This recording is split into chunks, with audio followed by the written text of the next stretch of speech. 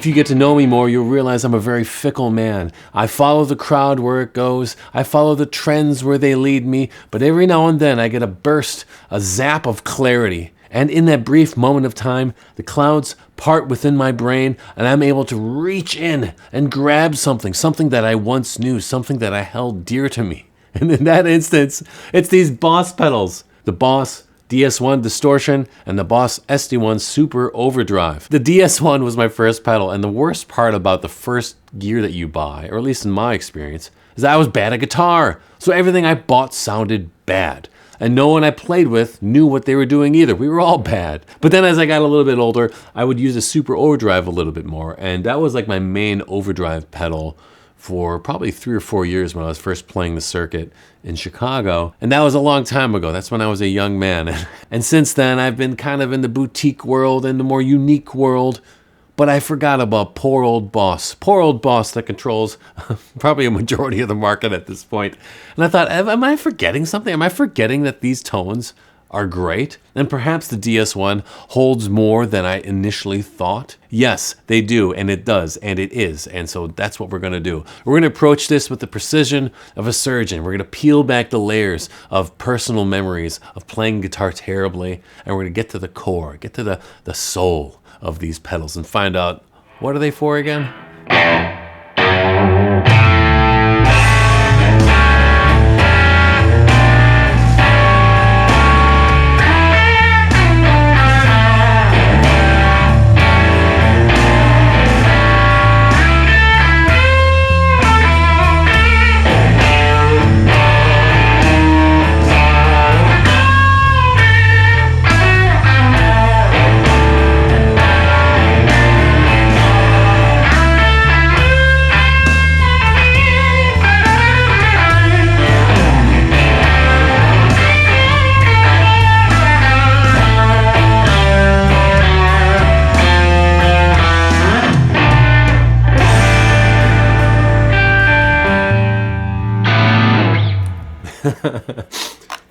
Let's go in order of birth. The DS1, 1978, longest running pedal in Boss's existence, has not stopped since. It's raw, it's cutting. So let's just dive in. Let's rip off the Band-Aid. It's going to the DS1, the pedal that made me sound bad. Just so you know, I'm using a Strymon Iridium on the round channel, and I'm going into a Marshall 4x12 IR from Origin Effects.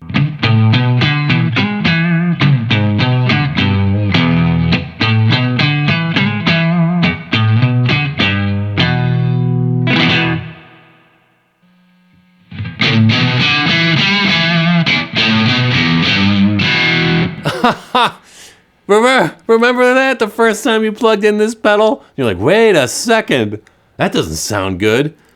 Now, even Boss, on their little description, it says it's only as good as your amp. So if you're plugging into a small, cheap amp, it's going to sound bad. Like, that's what it says in one of their little posts about it. There's a couple things we got to do to make it sound good. Let's use our ears. It sounds like there's too much high end. And this tone knob, let's see what it sounds like here. Now we're talking. Now there's that low end because it's got a scoop, right? It's got a mid scoop. So to get that mid scoop back, roll down the tone.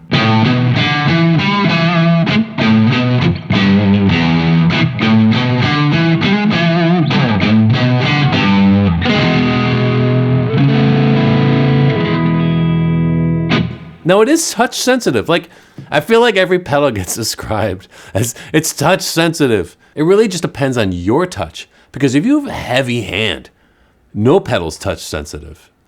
But if you have a light hand and you can kind of feel where the gate and the signal input's going, like, you can make every pedal touch sensitive, right?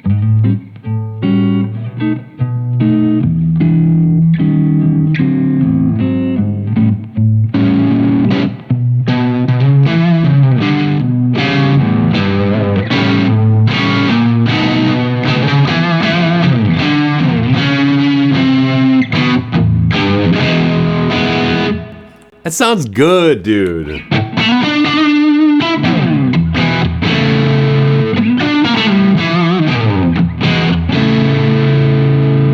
You know what it reminds me of? It reminds me of like a King of Tone, Blues Breaker kind of thing.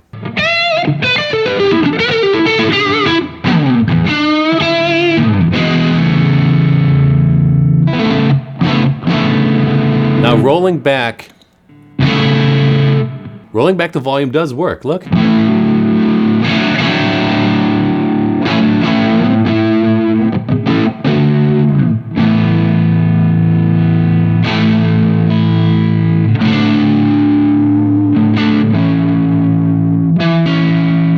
It's a nice tone there.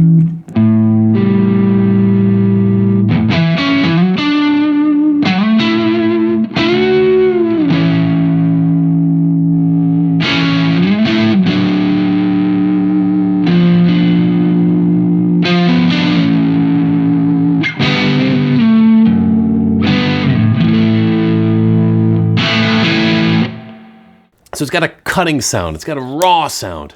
So what would you want to do for that, right? You want to play some raw stuff, or at least just be aware that's what's happening, right? So you got to be careful if you're doing single coil. We're going to do humbuckers in a second here. But on single coils, which already have a bright sound, going into a DS1, which has a bright sound, maybe into a Fender amp, more brightness. Do you see what I'm saying here? Got to pay attention to what the combinations are, right? Peanut butter, jelly, toast, like just be aware of what's going in this sandwich.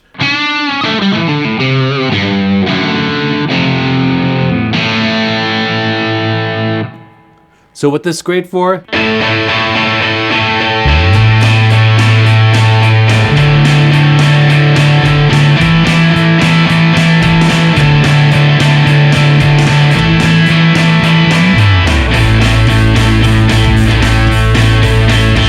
Right? Like garage rock, garage pop kind of stuff.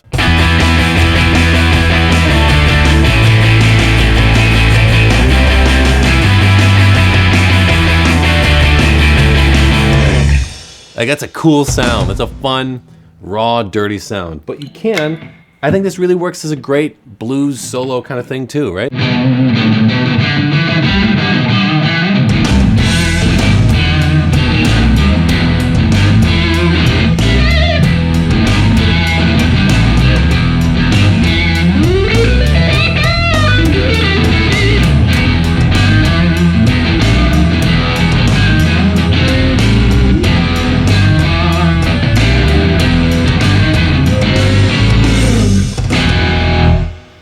Right, there's a great rawness on that. So if you want that raw kind of that raw sound and a little bit of touch sensitivity, like that's it.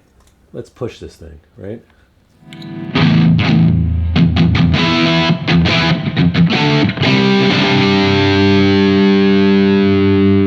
So it's not quite metal, but it's definitely like hard rock.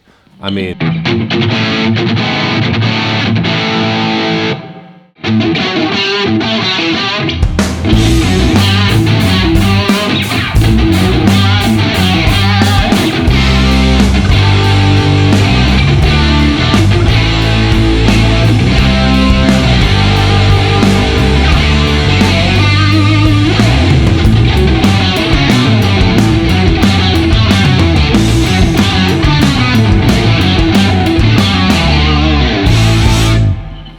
that's probably not how you play it, but I haven't heard that song in like a decade, so cut me some slack. You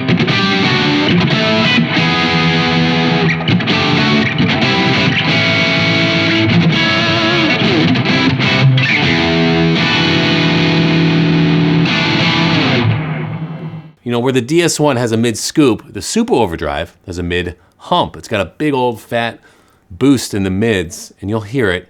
In the 80s, guys used to put it in front of their Plexi. I rumored that Eddie Van Halen used an SD1 in front of his Plexi, and it pairs great with a clean amp too. And so that's why the SD1, I was really drawn to it initially, just because it worked right out of the gate, and it worked with my style of playing at the time.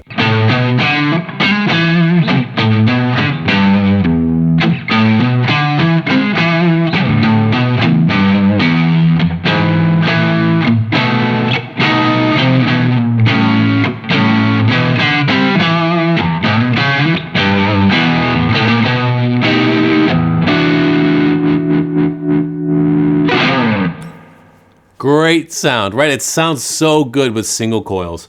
It sounds great with humbuckers too, but this adds to what the single coils lack, right? Single coils, scooped, not a lot of mids. Super overdrive has mids, right? And then you put it and EQ it in the way you would want on your amp after that. But it like fits in the thing that it's missing. I just feel like it's a great combination, single coils and the super overdrive.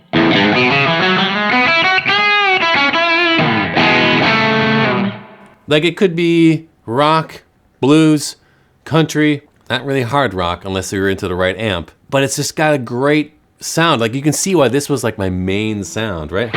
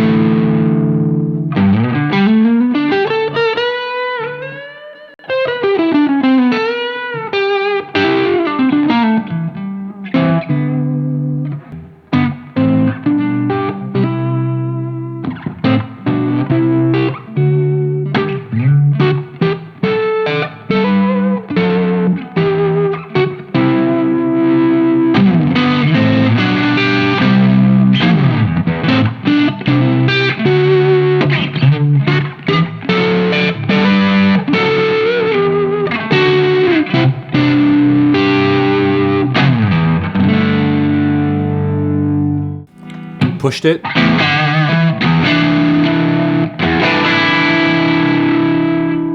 From middle to high, it's pretty much the same, right?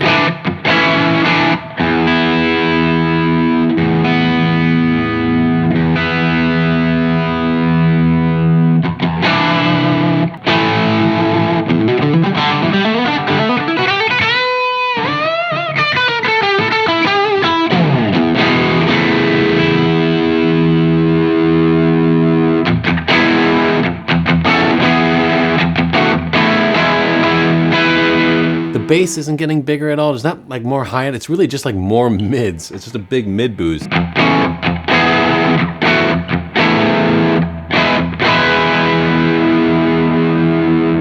got a nice texture on the end.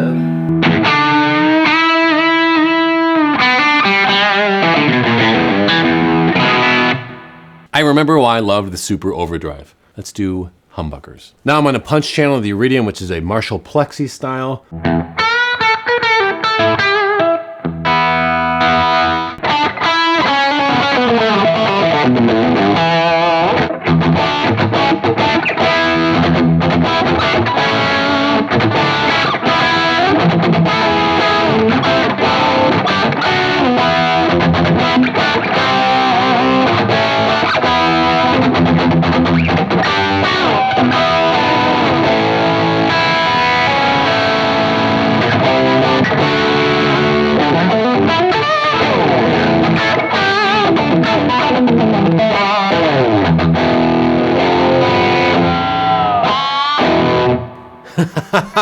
Fun, right? I can see how people loved that sound.